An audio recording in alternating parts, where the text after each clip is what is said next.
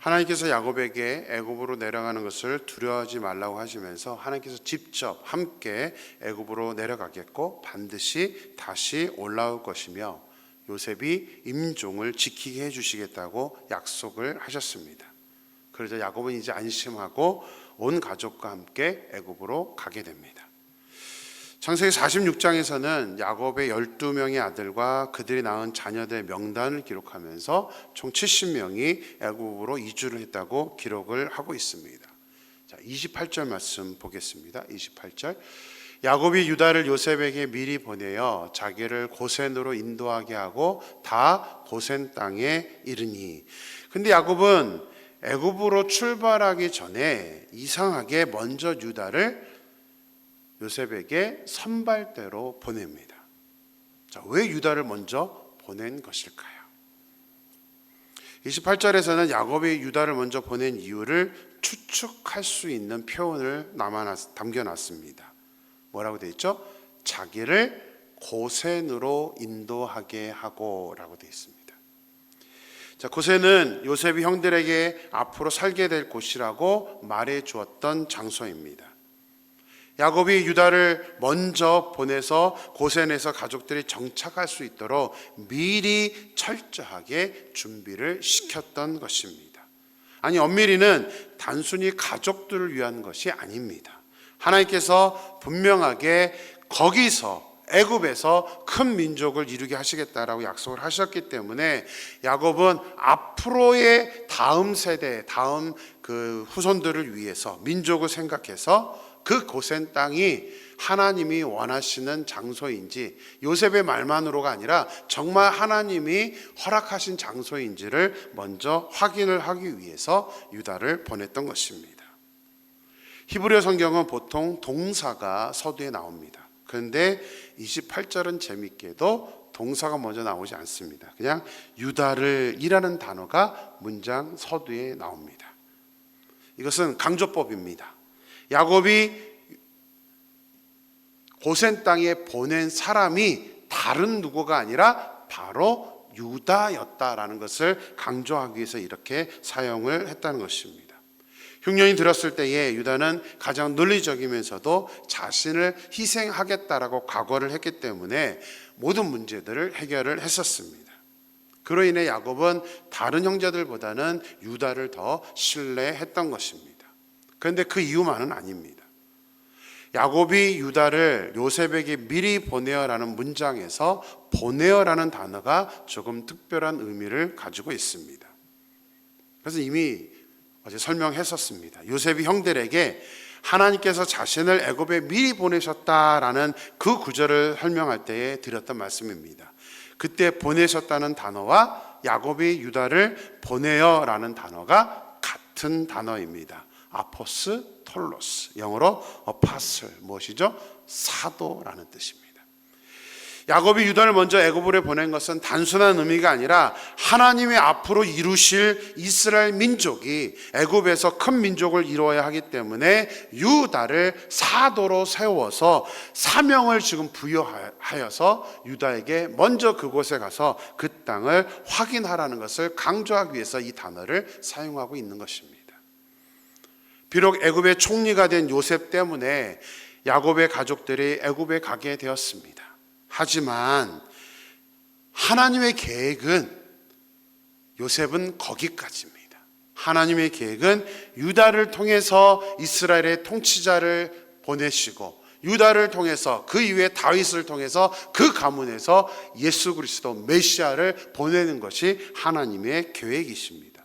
그래서 지금 유다를 어떻게 사용하시는지를 지금 우리에게 말씀하고 있는 것입니다. 그래서 지금 성경의 표현대로 하면 지금 유다는 마치 사도와 같은 그 사명을 받은 사람으로 지금 본문은 설명을 해주고 있는 것입니다. 우리 역시 이 땅에 오신 메시아를 믿음으로 말미암아 우리도 보냄을 받은 사람, 사도와 같은 위치에 있는 사람들입니다. 그리스도를 믿음으로 그리스도인이 되었습니다. 신약에서는 우리가 그리스도인이 된 이유는 우리가 구약에서는 하는 세 가지 직분, 왕과 제사장과 선지자의 직분을 예수님께서 처음 그 직분을 이루셔서 그리스도가 되어주신 것처럼 이제는 그 직분을 우리가 감당할 수 있는 사람, 우리가 그리스도인이 되었다는 것을 설명하고 있습니다. 그래서 하나님은 우리에게 왕 같은 제사장이다. 우리는 하나님의 택한 족속이요 왕 같은 제사장이라고 신약 시대는 우리가 제사장이라고 설명을 하고 있는 것입니다. 이제는 우리가 사도입니다. 내가 사도라는 것을 우리는 반드시 붙잡아야 되는 것입니다. 그리고 예수님은 또 한 말씀을 더 하셨죠. 우리는 세상에서의 빛과 소금이다. 예수님은 우리를 세상에 보낸 사도로서 세상에 보낸 빛과 소금이다라고 말씀을 하셨습니다. 그렇다면 당연히 우리의 삶은 그 빛과 소금된 삶으로서 영향을 받는 사람이 아니라 영향을 주는 사람이 되어야 된다는 사실입니다. 우리의 사명을 반드시 알아야 됩니다. 주님이 우리에게 주신 사명은 세상에서 빛과 소금이 되는 사명입니다. 저와 여러분이 이 사명을 온전히 이룰 수 있게 되기를 주님의 이름으로 축원합니다. 모든 지역에 7년간의 풍년과 7년간의 흉년이라는 이상한 일을 만드신 하나님께서 단순히 흉년을 피하도록 야곱의 가족을 애굽으로 보내신 것이 아닙니다. 그래서 하나님께서 야곱의 가정을 왜 굳이 약속의 땅인 가나안이 아니라 애굽으로 보내셨던 것일까요? 하나님이 아브라함과 이삭에게 약속하셨던 것처럼 최종적으로는 하나님이 가나안 땅을 주시고 가나안에서 민족을 이루게 하신다는 것은 변함이 없습니다. 그러나 이 민족을 이루게 하시기 위해서 야곱에게 말씀하신 것처럼 하나님은 가나안이 아니라 먼저 애굽에서 큰 민족을 이루게 하시겠다라고 그 하나님의 계획을 야곱에게 밝히셨습니다. 자, 그렇다면 왜 애굽에서 이 준비를 해야 하는지가 중요한 이유가 있습니다. 자, 70명의 야곱의 후손들이 가나안에서 계속 거주를 하면서 민족을 이루기에는 굉장히 큰 장벽들이 있었습니다. 바로 가나안의 문화와 우상 숭배의 영향력 때문입니다. 이미 많은 민족을 이루고 땅을 차지해서 살았던 그 사사시대, 그 다음에 열왕기 역대기 시대를 보십시오. 자기들이 주인인데도 불구하고 이들은 가나안의 우상 숭배에 빠졌습니다. 이스라엘들은 그냥 우상 숭배에 빠져버리고 말았죠. 느헤미야서 마지막을 보면 이스라엘 백성들은 가나안 이방 여인과 결혼을 해서 백성들을 이혼시키는 사건이 등장합니다. 이스라엘 백성들은 쉽게 가나안 사람들과 결혼해서 혼혈을 만드는 그 순수성을 지킬 수 있는 그 의지들이 약했습니다. 가나안의 영향력이 너무나 크기 때문에 하나님은 야곱의 후손들이 순수한 믿음으로 하나의 민족을 이루기가 쉽지 않다라고 판단을 하셔서 요셉을 먼저 애굽으로 보내셨고 그 다음에 야곱의 가정을 모두 애굽으로 보내서 그 땅에 머물게 하면서 민족을 이루게 하셨던 것입니다. 그리고 무엇보다 하나님께서 야곱의 가정을 애굽에 있는 애굽의 중심의 땅이 아니라 고센 땅에서 머물게 하신 것은 하나님께서 얼마만큼 철저하게 계획을 하셨는지를 우리에게 밝혀주고 있습니다. 잠깐 이것은 좀 설명을 하겠습니다. 자, 그림을 보시면 지도입니다. 애굽의 지도인데요. 고센 땅이 표시가 되어 있습니다. 고센 땅. 자, 고센 땅은 애굽에서도 나일강 하류에 위치되어 있습니다. 자, 강 하류 그러면 어떤 생각이 드세요? 뭐가 많을까요? 강 하류는 목초지가 많습니다. 이집트 사람들은 농사를 짓는 사람들이었기 때문에 이 목초지가 많은 나일강 하류가 그렇게 메리트가 있지는 않았습니다. 34절 말씀 보겠습니다. 34절 말씀 같이 보겠습니다. 당신들은 이르기를 주의 종들은 어렸을 때부터 지금까지 목축하는 자들이온데 우리와 우리 선조가 다 그러하니이다 하소서. 애굽 사람은 다 목축을 가증히 여기나니 당신들이 고센 땅에 살게 되리이다. 자, 이 구절을 보면 이집트 사람들이 유목민을 가증하게 여기기 때문에 날과 하루인 고센 땅에는 사람들이 많이 모여 살지 않아서 이스라엘 민족, 야곱의 자손들이 살기에 적당하다고 설명을 하고 있습니다. 그러니까 딱 유목민족들이 살기가 좋았던 것입니다. 거기다가 하류, 아까 우리 지도에서 본 것처럼 하류는 굉장히 넓습니다. 그래서 그 하류에는 삼각주가 있을 정도로 굉장히 넓은 땅입니다. 그래서 이스라엘 백성들이 민족을 이룰 만큼 그런 좋은 장소였던 것입니다. 게다가 저 지도를 보시면 나일강도 옆에 있지만 그 뒤로 또 바다도 끼고 있습니다. 그러니까 농사도 지을 수가 있었던 것입니다. 이스라엘은 유목민족이었지만 앞으로 가나안에 가게 되면, 물론 400년 후이긴 하지만 가나안에 가게 되면 유목민족으로만은 살 수가 없습니다. 이제 정착인으로 살아야 되는데 그러려면 반드시 농사를 지어야 했습니다. 그러니까 하나님이 지금 뭐 하시는 거예요? 미리 이 고센 땅에서 농사를 지으면서 경험을 할 수 있게끔 철저한 계획 속에서 이 고센 땅으로 인도를 하시면서 이스라엘 백성들의 속성, 유목민족의 속성을 지금 정착인으로 체질을 바꾸어 놓으신 것입니다. 특히 고센 땅은 나일강 하류이면서도 국경지대입니다. 자, 왜 국경지대인 이 고센 땅에 이스라엘 백성들을 정착하게 했을까요? 이스라엘 민족은 고센 땅에서 영원토록 살 것이 아닙니다. 반드시 이제 다시 가나안으로, 민족을 이루고 나면 가나안으로 돌아오게 되는데 국경 땅이기 때문에 어떻게 됩니까? 바로 빠져나올 수 있게 하신 거예요. 바로 이 많은 민족이 이동하는 게 만약에 애굽 중심부에서 나오려고 그러면 아마 여러 가지 어려움이 있었을 것입니다. 그러나 국경에서 바로 빠져나올 수 있도록 하나님은 철저하게 계획을 하셨던 것입니다. 가장 결정적인 이유는 아까 말씀드렸던 것처럼 고센 땅은 애굽 사람들이 많이 살지 않았습니다. 그러다 보니까 가나안 땅에서와 다른 게 뭐냐면 혼혈족을 만들 이유가 없었습니다.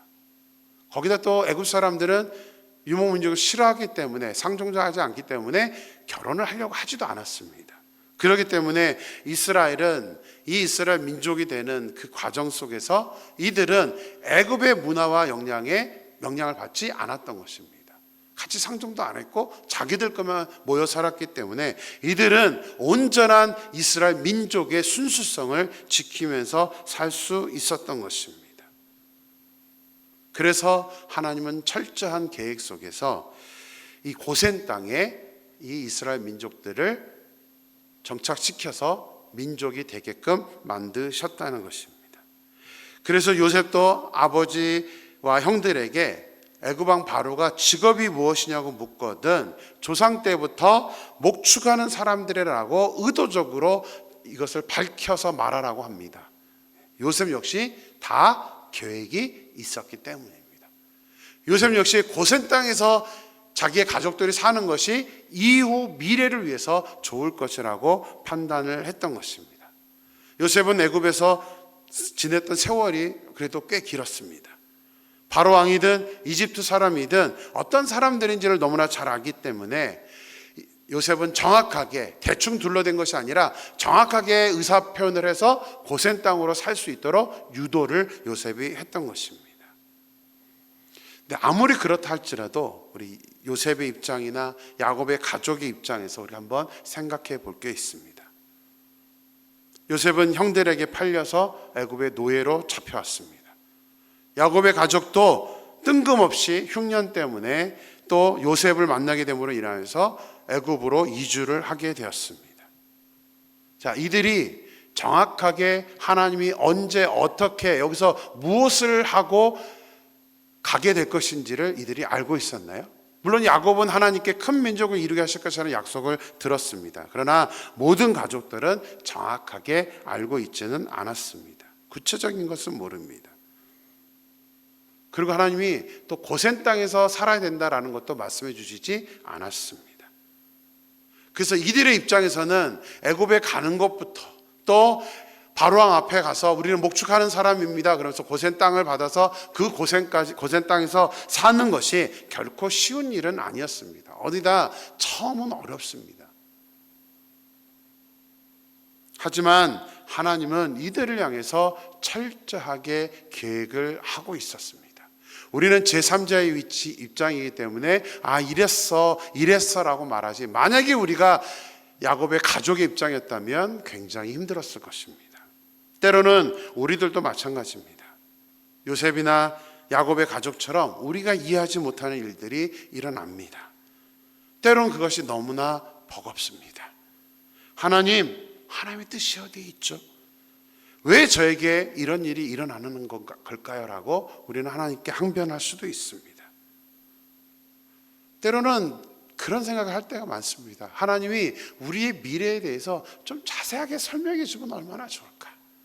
또 우리 갈림길에 있었을 때 이게 내가 원하는 뜻이야 라고 음성을 말씀해 주시든지 무엇인가를 좀 말씀해 주면 얼마나 좋을까, 그런 생각을 하게 됩니다. 그러다 보니까 우리가 답답할 수밖에 없죠. 그래서 미래에 대한 두려움을 가질 수밖에 없는 것입니다. 사실은 그래서 우리가 더 하나님께 기도해야 되는 것입니다.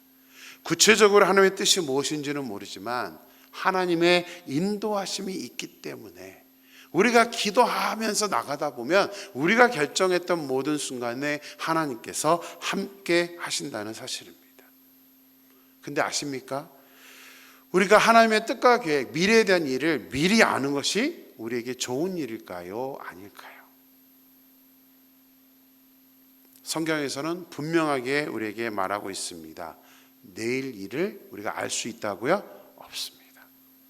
하나님은 우리에게 내일 일을 아는 게 우리에게 아무 유익이 없다라고 말씀하십니다. 왜냐하면 우리가 내일 일을 알게 되면 오늘 하루를 우리는 망쳐버리기 때문입니다.